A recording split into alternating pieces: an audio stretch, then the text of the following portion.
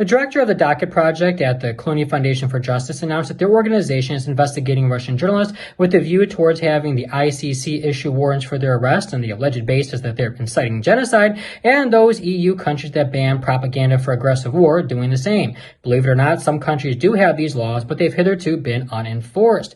This is all about intimidating those employees into resigning, as well as deterring foreign ones from joining these organizations. It amounts to psychological warfare for strategic purposes, the goal of which is to impede the operation of Russia's domestic and international media by having at least one high-profile incident of somebody being detained on these bogus charges and having their entire life ruined. The whole reason why this is happening is because the West is losing the global information war. And you don't have to take my word for it. I mean, The Atlantic and the Royal United Services Institute, both of which are very influential in the West, admitted this last month, but everybody already knew this beforehand, so you didn't really need them saying that.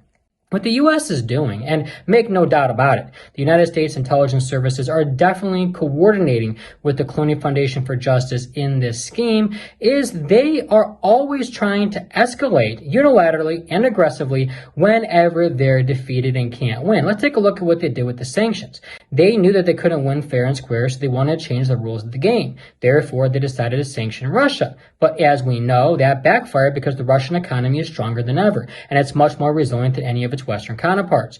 Likewise, as regards this scheme to arrest Russian journalists on bogus charges of inciting genocide and propagating aggressive war or whatnot, this is also going to fail by making those organizations even more resilient and drawing more attention to their activities. It's not going to get them to self-censor or change their views, let alone shut them up. So altogether, what we see here is that the United States is resorting to very thuggish tactics, is doing this out of desperation, and is discrediting its claims of free speech and freedom of the press, and is doing this entirely through the Clooney Foundation for Justice, which is acting as the U.S. government's proxy because it's losing the global information war.